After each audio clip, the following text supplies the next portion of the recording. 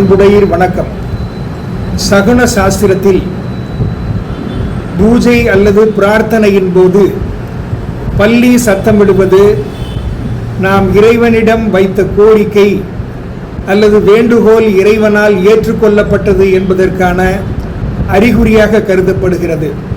விரைவில் உங்களுக்கு மகிழ்ச்சியான அல்லது நற்செய்திகள் கிடைக்கப் போகிறது என்பதை குறிக்கும் விதமாகவும், உங்கள் காரியங்களில் இருந்த தடைகள் விலகி சுபமான பலன்கள் கைகூடும் என்றும் நம்பப்படுகிறது.